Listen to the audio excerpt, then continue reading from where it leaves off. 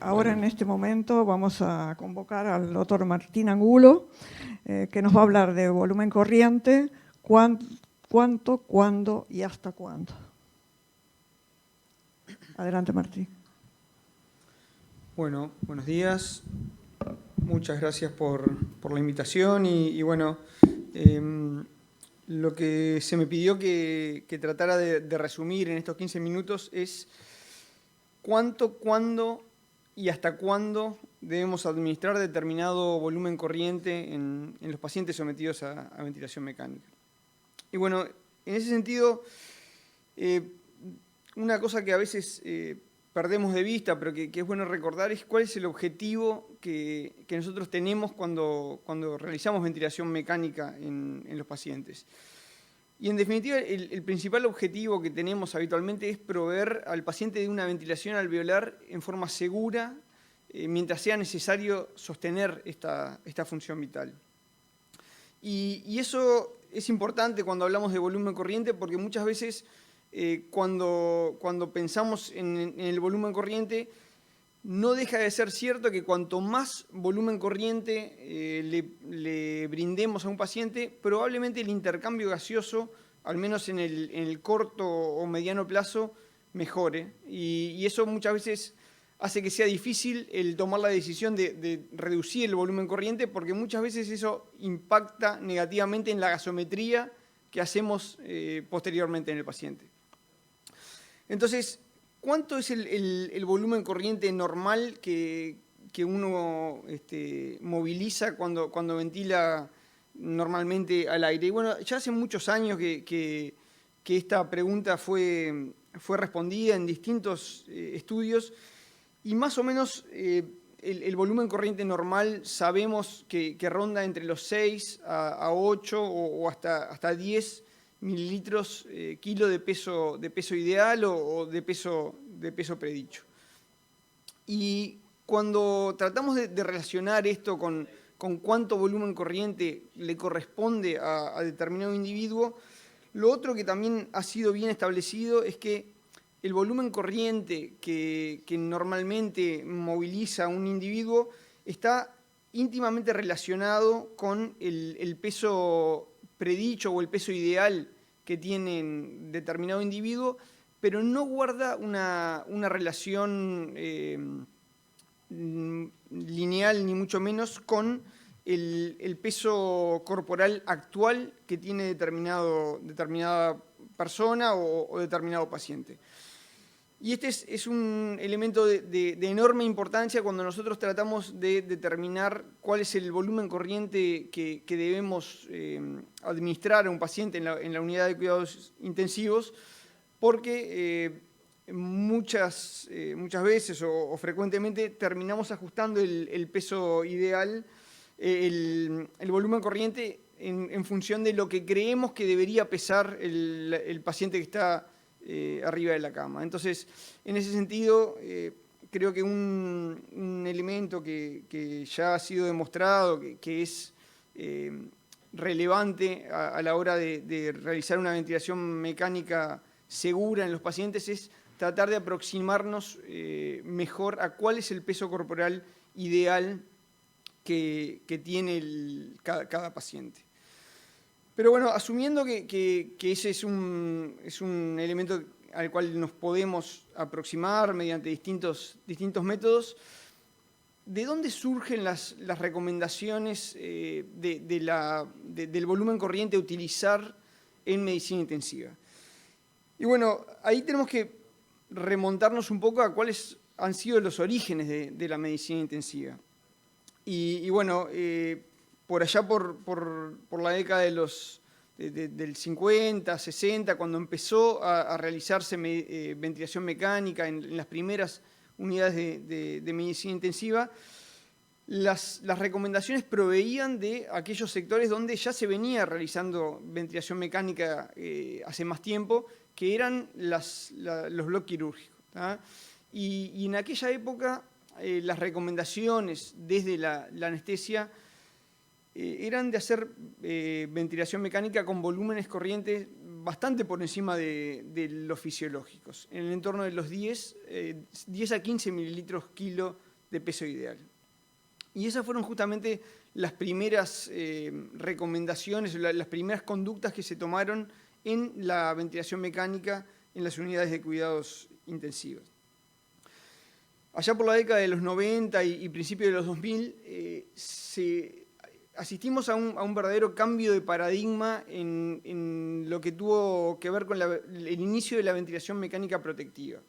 Y ahí, en relación a lo que yo les comentaba al principio de la charla, de cuáles sean los objetivos de realizar ventilación mecánica en los pacientes críticos,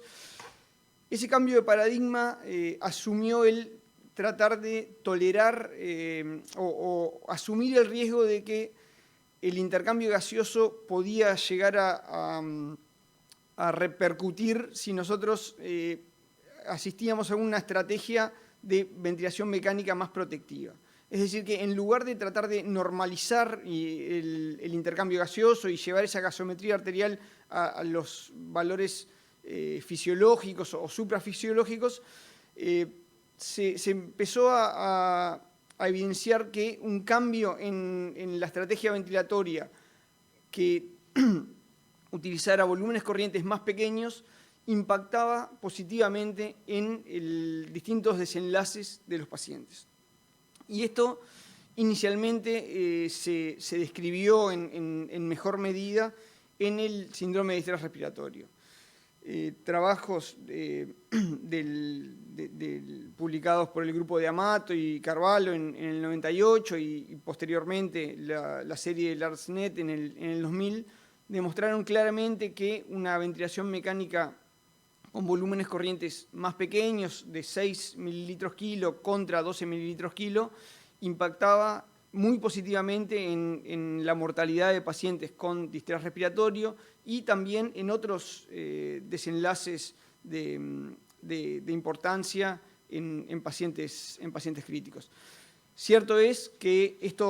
las distintas estrategias no solamente involucraban diferentes volúmenes corrientes, sino que el concepto de ventilación mecánica protectiva involucraba también cambios en el manejo de las presiones en vía aérea, pero más allá de los cambios en las variaciones en los protocolos de la ventilación protectiva o la ventilación convencional, se pudo establecer que la utilización de ventilación mecánica protectiva con volúmenes corrientes más pequeños impactaba positivamente en el outcome de pacientes con distrés respiratorio. Más recientemente, el mismo grupo de Amato realizó una visión un poco distinta de estos resultados, partiendo de la base que el distrés respiratorio es por sí una patología extremadamente heterogénea. Entonces, si bien la mayoría de los estudios en los cuales se idealizaba la ventilación mecánica protectiva se basaba en ajustar el volumen corriente en base al peso corporal ideal de los pacientes, eso perdía un poco de vista esta gran heterogeneidad que sabemos que ocurre en los pacientes con patología pulmonar ampliamente heterogénea, como es el distrés respiratorio. Y en base a eso, en este estudio en el cual se reunieron distintas bases de datos de ventilación mecánica protectiva en pacientes con distrés, los autores demostraron que cuando se ajustaba el volumen corriente al peso corporal ideal, no se observaban cambios en la mortalidad si se mantenía una presión meseta constante en los distintos pacientes, pero sin embargo, cuando esto es lo que decíamos recién, pero sin embargo, cuando el volumen corriente se ajustaba a la complacencia del sistema respiratorio, ahí sí podíamos ver cómo a medida que disminuía el volumen corriente en relación a la complacencia, la mortalidad disminuía muy significativamente. Y esto es en definitiva el concepto del driving pressure que surge de la gran heterogeneidad en la patología pulmonar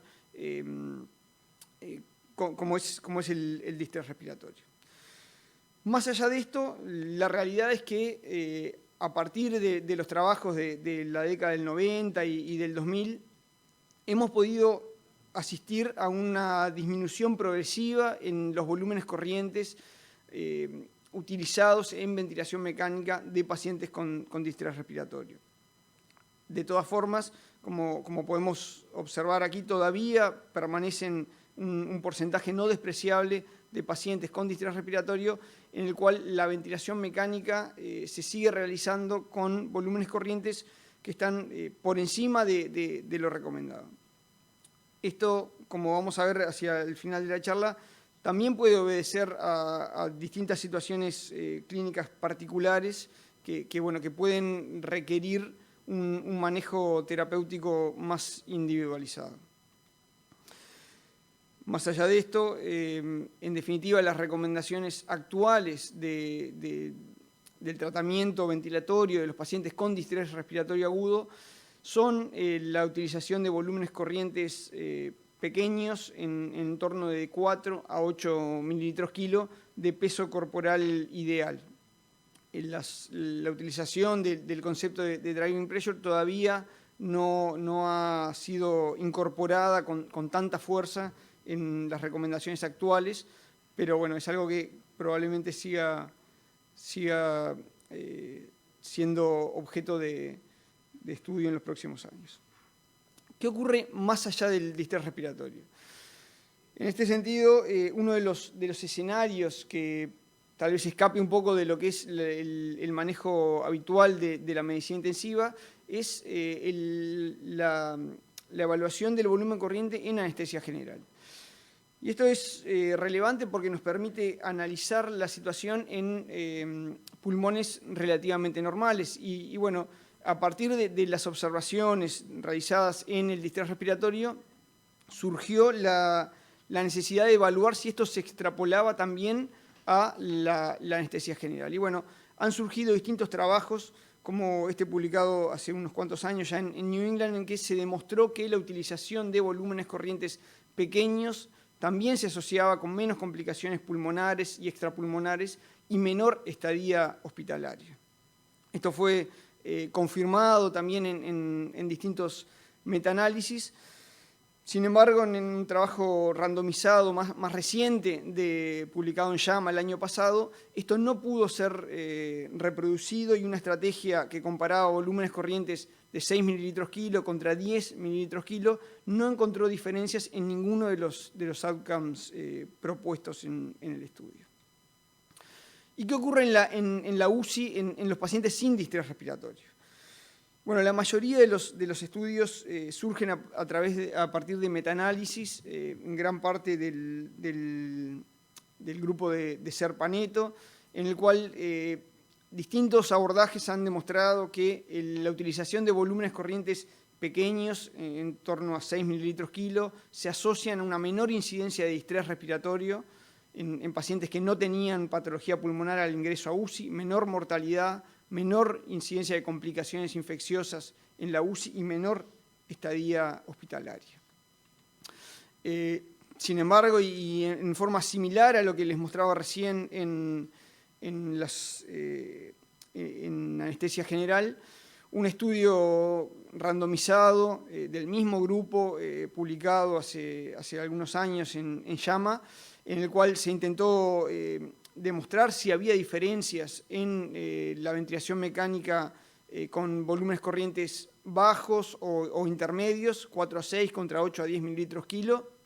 No encontró diferencias significativas ni en los días libres de ventilación mecánica, mortalidad o estadía hospitalaria y en UCI. Finalmente, no debemos perder de vista que la elección del volumen corriente, de los parámetros ventilatorios y la implementación de la ventilación mecánica segura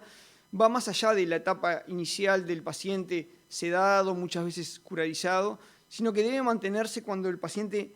entra en la etapa de ventilación espontánea. Y en ese sentido, el concepto de la lesión pulmonar autoinfligida por el paciente en las situaciones en las cuales el esfuerzo exagerado puede dar lugar a presiones transmurales muy elevadas y volúmenes corrientes supranormales, también es un elemento que debe tomarse en cuenta. En suma, ¿cuánto volumen corriente? Probablemente 6 mililitros kilo en el distrés. Más allá de eso, el concepto de driving pressure es algo que debemos tener en cuenta. En pacientes sin distrés, probablemente 6 a 8 mililitros kilo sea lo aceptado, pero no hay que perder de vista que hay casos especiales como el EPOC, el neurocrítico o pacientes con acidosis metabólica, en el cual puede llegar a ser necesario un manejo diferente, cuando desde el inicio de la ventilación mecánica, porque se ha demostrado que valores mayores de volumen corriente se asocian a peores desenlaces, y hasta cuándo, mientras dure la ventilación mecánica. Pero esto no puede ser generalizado para todos los pacientes y el manejo individualizado debe ser lo que nos guíe en la ventilación mecánica y en la elección del volumen corriente. Bueno, muchas gracias. Gracias a ti, Martín.